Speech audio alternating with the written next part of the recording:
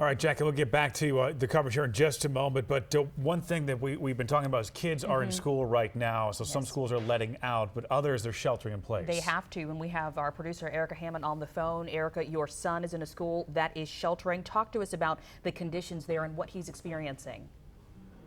Sure, John Paul and Brittany. That's right. That warning now extended for the areas of Cleveland County, Lincoln County, Gaston County.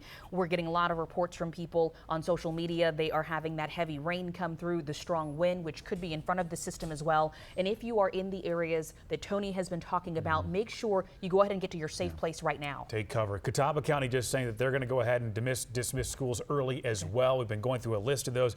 Middle school and high school students, 12:15, elementary, 1 o'clock. That just coming in. And we're also now getting a closer look at what's going on in Cleveland County. We've got our Ken Lemon live there. Ken, what was that drive like for you? What are you seeing as this storm just hit so many areas? We just got an update about the Charlotte Airport. Yeah, the Charlotte Douglas Airport, the FAA evacuated the control tower. That's how dangerous this storm is, folks. They're evacuating the control tower, getting everybody out of there. Yes. So that means that flights are going to be grounded. Also, the passengers at the airport, they're sheltering in place. Yes, certainly. Just an important opportunity for everyone to make sure you're downloading the app, sharing it with people who may be dealing with power outages. We're hearing about those across our area. We also want to take you out now to Lenoir. Dave Faraday is in that area. Dave, you're in northeast Lenoir. We can see where there has certainly been a lot of water, dealing with some flooding in that area.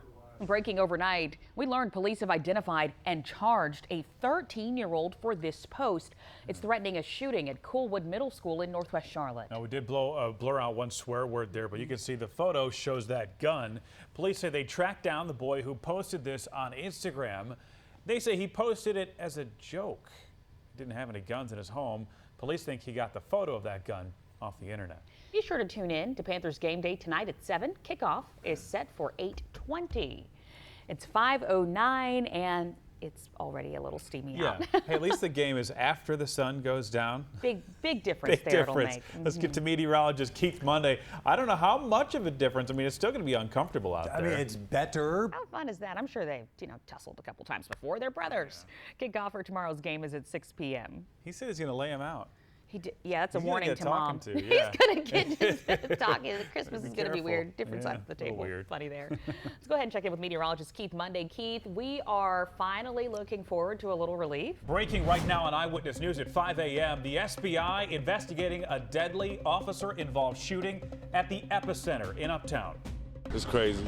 It's madness down here.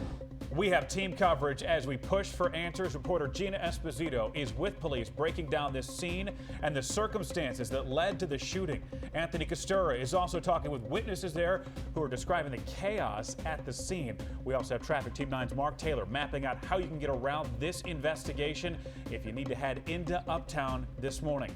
Eyewitness News at 5 a.m. starts right now, and we begin with that breaking news in Uptown, a police shooting at the epicenter. We know one person is dead, another is hurt. We also know that no officers were injured. And Channel 9 has had 3 crews on this scene for hours now. We want to get right to our team coverage, what we know so far about this chaotic scene. Our Gina Esposito out there this morning. And Gina, you just got new information in just the last 5 minutes. Break it down for us. If you're just waking up, we are following breaking news now on Eyewitness News 6 a.m. One person is dead, another critically injured after a shooting overnight at the epicenter. The SBI now investigating after CMPD officers opened fire. If the cops say drop your gun, drop your gun. It's been a busy morning in our newsroom, but our team is dedicated to bringing you this story. We're going to bring you up to speed. Eyewitness News reporter Gina Esposito is walking us through the events that led to the shooting. We have reporter Anthony Costura hearing from stunned witnesses who watched or heard this all go down. And Traffic Team 9's Mark Taylor is going to help you navigate around these closures. You'll need to know about these because of this investigation. Eyewitness News at 6 a.m. starts right now. Good morning. Thank you for joining us. I'm John Paul. And I'm Brittany Johnson. On Channel 9 crews, we've been all over this story all morning long. Here's what we know. 2 people were shot here at the epicenter. One of them is dead. And police did fire shots, but we don't know which shots hit those 2 people. It was about 2 o'clock this morning, and we can tell you that no officers were hurt.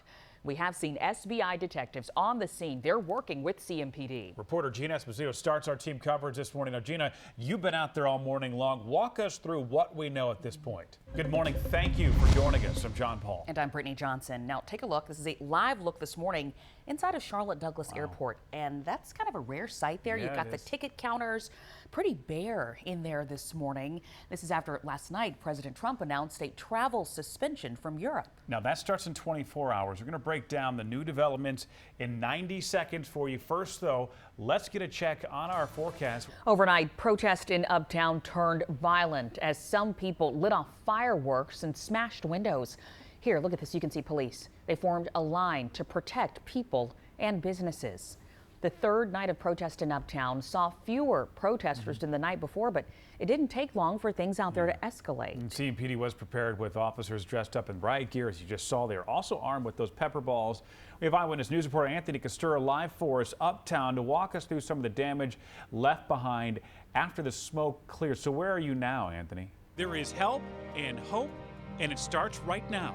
Eyewitness News Mental Health Check. Hello, and thanks for being with us. Our midday program is a little bit different today. Yeah, Channel 9's long been committed to serving the mental health needs of our community, and this hour we're going to do just that. With resources from Atrium Health, we're looking into the challenges facing so many people right now and connecting you to help. Well, we know for some people, it's become almost a running joke. They say the pandemic has them drinking more to cope, but well, it's not a joking matter at all, especially when you really think about it because of the risk of addiction. Mecklenburg County's ABC board said that in April, sales to restaurants and bars were down more than $5 million compared to last April. That's, obviously because they were closed to indoor dining. But during that time, alcohol sales to individuals, well, they were up by more than $1 million. One local man can relate to that on a lot of levels. He grew up around alcoholism and he's lived it himself. He's now helping others struggling with substance use issues, but he told me this pandemic is making that a lot harder. My whole family was chaos all my life. The Calvin Harville of today is a lot different from the Calvin Harville of the past. My father was an alcoholic, a raging alcoholic, and so there was no good memories of growing up. And I didn't want to go down that road, but I ended up going down that same road. He told me he lost his dad and two brothers to alcoholism and never could beat it himself. And that pain, it kept coming back. I always tell people, you're not responsible for your disease. You're not. But you are responsible for your recovery. So if you want this, we're here. Wow. He has an amazing story. He really does. It's amazing to hear what he's been through. He's been to those deep, dark places, and he's come out of it. And that was his point. Anybody can get through this. And he's putting it out there. He wants people to know that he keeps his phone on all the time. He is always available to talk to anyone at any time they might need him. Yeah, and that's what people need, too. Also, just that reminder, there are people out there who want to help. So take the opportunity if that speaks to you.